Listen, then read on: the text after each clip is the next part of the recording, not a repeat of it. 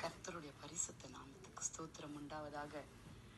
இன்றைய தேவ வாக்கு நீதிமொழிகள் 28 அதிகாரம் 13வது வசனம்.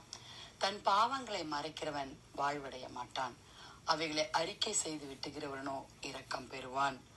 ஆம் வாலிப பிள்ளைகளே, தேவ பிள்ளைகளே, நாம் ஆண்டவருடைய பிள்ளைகளா இருக்கும் பொழுது நாம் ரட்சிக்க வேண்டும் என்ற ஆசை நமக்கு இருக்கும். ஆனா எப்படி ரட்சிக்கப்படுவோம்? இயேசு கிறிஸ்துவை அறிவதன் மூலமாய் நாம் ரட்சிக்கப்படுவோம். அதே சமயம் நம் பாவங்களை ஆண்டவராகிய இயேசு கிறிஸ்துவிடன் வாய் திறந்து நம்ம சொல்லணும். வாலிப பிள்ளைகளே, ரட்சிப்புல மனிதனுடைய பெரிய பங்கு இருக்குது. வாலிப பிள்ளைகளே, இயேசு கிறிஸ்து நம் பாவங்களுக்காக ரத்தம் சிந்தி மரித்து உயிர் தெழுந்தார். அவரை நான் என் தேவனாக, என் இரட்சகராக நான் விசுவாசித்து, நான் ஏற்றுக்கொண்டு, அவருக்கு நான் கீழ்ப்படிந்து என்று தன்னை ஒப்பு கொடுக்க வேண்டும். யார் ஒப்பு கொடுக்க வேண்டும்? நம்ம. யாரு? ஹியூமன் பீயிங்ஸ், மனிதன். ஒவ்வொருவரும் தன் பாவங்களை அறிக்கையிட வேண்டும். அப்பொழுது நான் ரட்சிக்கப்படுவோம். ஹல்லேலூயா.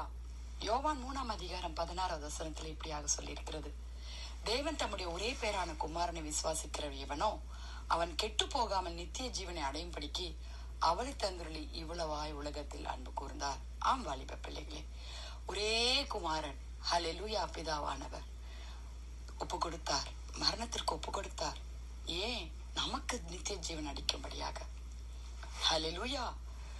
அவருடைய நாமத்தின் மேல் விசுவாசம் உள்ளவர்களாய் அவரை ஏற்றுக்கொண்டவர்கள் எத்தனை பேர்களோ அத்தனை பேர்களும் தேவனுடைய பிள்ளைகளாகும்படி அவர்களுக்கு அதிகாரம் கொடுத்தார் என்று யோவான் 1 அதிகாரம் 12வது வசனத்தில். அவருடைய இயேசுவின் நாமத்தில் நாம் விசுவாசிக்கும் பொழுது, நாம் பாவங்களை ஏற்று நாம் சொல்லி ஆண்டவர் சமூகத்துல ஒப்பு கொடுக்கும் பொழுது நாம் ரட்சிக்கும். மனிதனாய் பிறந்தவர் இயேசுவை அறிந்து கொள்ளும், ரட்சிப்பை அறிந்து கொள்ள பிறகு பாவத்தை ஏற்று சொல்லணும். வாலிப பிள்ளைகளே, இது போயிட்டு ஒரு பாஸ்டர் கிட்டையோ இல்ல பாவ மன்னிப்பு எடுக்கிற மாதிரியோ அப்படி இல்லை. தனியா உங்க ரூம்ல அரைக்கதவை பூட்டி, ஏசப்பா என் பாவங்களை மன்னி. எத்தனையோ விதமான சாட்சிகளை நம்ம கேட்டிருக்கோம். ஹல்லேலூயா. அவர் ஒளியில் இருக்கிறது போல நாமும் ஒளியிலே நடந்தால் ஒருவரோடு ஒருவர் ஐக்கியப்பட்டிருப்போம்.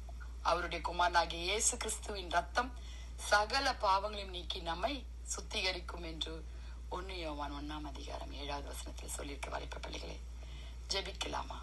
இப்படிப்பட்ட ஆண்டவர் நம் பாவத்தை மன்னித்தார், மன்னிக்க போகிறார் என்று அவர்கிட்ட கேட்கலாமா? துதிகளின் மத்தியில் வாசமாய் இருக்கிறீர்கள் பரலோக தேவனே, அப்பா, அருமையான இந்த கால வேளைக்காய் நன்றியோடு துதிக்கிறோம் ஆண்டவரே. ஆமாப்பா, ரத்தம் சிந்துதல் இல்லாமல் பாவ மன்னிப்பு இல்லப்பா. இயேசுவே அப்பா, குற்றமற்ற நீர் எங்களுக்காக ஆண்டவரே நீ ரத்தம் சிந்தி உயிர் தெழுந்தீர் ஆண்டவரே. இந்த நாட்களில் அப்பா எங்களை நாங்களே சுத்திகரித்து எங்கள் பாவங்களுடைய கரத்துல ஒப்பு கொடுக்கிறோம் ஏசப்பா. ஹல்லேலூயா. ஆண்டவரே, எங்கள் இருதயத்தை அப்பா நாங்க இயேசுவை விசுவாசிக்கிறோம் ஆண்டவரே. நீதி உண்டாக இருதயத்திலே விசுவாசிக்கப்படும், இரட்சிப்புண்டாக வாயினால் அறிக்கை பண்ணப்படும் என்று ரோமர் 8 அதிகாரம் 9-10 சொன்னது போல நாங்கள் அறிக்கை இடுகிறோம் ஆண்டவரே. கர்த்தாவே, ஒளியில நடக்க நாங்கள் வாஞ்சிக்கிறோம் ஏசப்பா. கிருபை பாராட்டுங்க ஆண்டவரே. ஒவ்வொரு வாலிப பிள்ளைகளையும் பாவத்திலிருந்து மீட்டுக் கொள்ளுங்க, ரட்சித்துக் கொள்ளுங்க ஏசப்பா. தாழ்ந்துகளை கொடுத்து ஆசீர்வதிங்க சுவாமி. ஊழியங்களை ஆசீர்வதிங்க ஆண்டவரே. வியாதிஸ்தர்களை தொட்டு கர்த்தாவை ஆசீர்வதிங்க. எக்ஸாம் எழுதுற பிள்ளைகளுக்கு வேண்டிய ஞானத்தையும் அறிவியும் தந்து ஆசீர்வதிங்க.